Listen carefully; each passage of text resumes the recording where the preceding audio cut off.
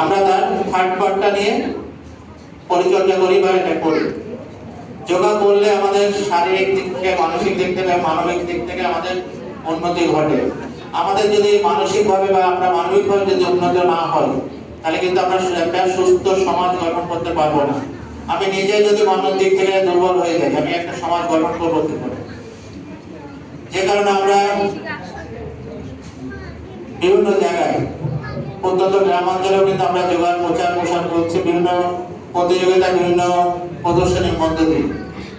আর এখন তো যোগা সমন্বিত আমাদের সব থেকে ভারতীয়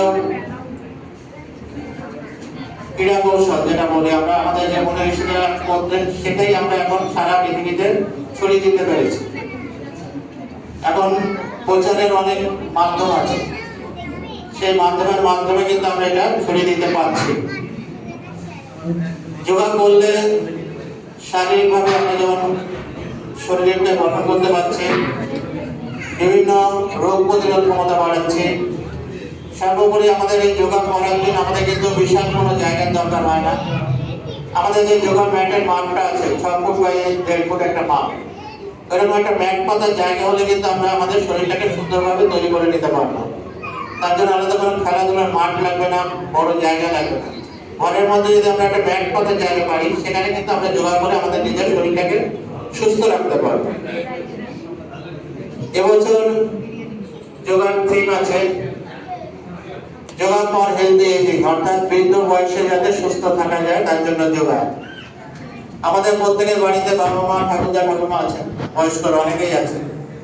অনেকের বাড়িতে তারা হাঁটা চলা করতে পারেন না, আমরা আয়ার উপর নির্ভরশীল।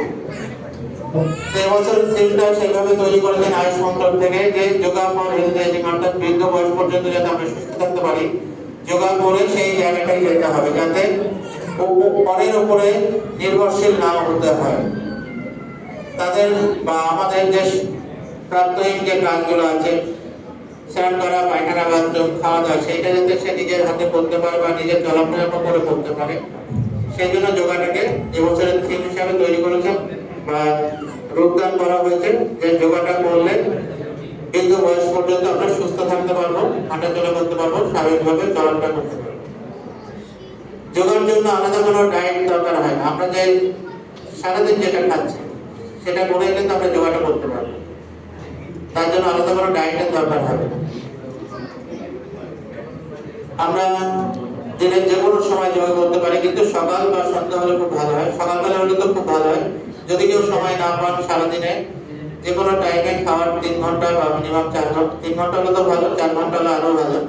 তারপরে আমরা খাওয়াটা ল্যাবটা করতে পারি, ভরা পেটে কোনো সময় আসন করা যাবে না। আর খাওয়ার পরে আমরা অনেক সময় বজ্রাসনে বসে সবাই, কিন্তু কেন বসে অনেকে কিন্তু জানে না। আমরা বজ্রাসনে বসে থাকি, বজ্রাসনে বসলে যেটা হয় খাবার হজম হয় এটুকু জানি। কেন হয়? আমরা খাওয়ার পরে যখন শুয়ে পড়বো, আমাদের খাবারটা কিন্তু খাদ্যনালী থেকে খাওয়ার সাথে সাথে আমাদের পাকস্থলীতে পৌঁছায় না, তার একটু সময় লাগে। সেই জন্য খাওয়ার পরে যদি আমরা 5-7 মিনিট বজ্রাসনে বসে আমাদের সিদ্ধাটা সোজা রেখে আমাদের খাদ্যনালীটাও কিন্তু সোজা থাকছে, তখন খাবারটা আস্তে আস্তে পাকস্থলীতে পৌঁছায়, তার ফলে তার ক্রিয়াকর্মটা কিন্তু ভালো হয়। আর আমরা যদি খাওয়ার পরে শুয়ে পড়ি, খাবারটা আমার গলা থেকে নিচে অব্দি গেল না, সেই খাবারটা কিন্তু খাদ্যনালীতে ভাসে, যার ফলে অনেকে দেখবেন রাতের বেলা খাবার অ্যাসিডিটি হয়ে যায়, গলা থেকে ভাত উঠে এসে জল উঠে আসে। সেই জন্য আমরা বলি যে খাওয়ার পরে অন্তত 5-7 মিনিট বজ্রাসনে বসুন, অথবা কিছুক্ষণ পায়চারি করে নিন, যাতে খাবারটা আস্তে আস্তে আমাদের পাকস্থলীতে গিয়ে পৌঁছায় এবং হজম ক্রিয়া স্বাভাবিক করতে সহায়তা করে। এই কারণগুলোর জন্যই আমরা যোগা করি। তারপরেও আরো আছে, আজকাল দেখবেন ঘাড়ের ব্যথা বা কাঁধের ব্যথায় আমরা বলতে, কোমরের ব্যথা, হাঁটুর ব্যথা, প্রচুর মহিলারা আমাদের এখানে আসে, বেশিটা মহিলারাই বেশি ভোগেন এইগুলোতে। অস্টিওআর্থ্রাইটিসের পেশেন্ট প্রচুর আছে, লো ব্যাক পেনের পেশেন্ট প্রচুর আছে, তাদের ক্ষেত্রে কিন্তু যোগা বিশেষ খুবই কাজ করে।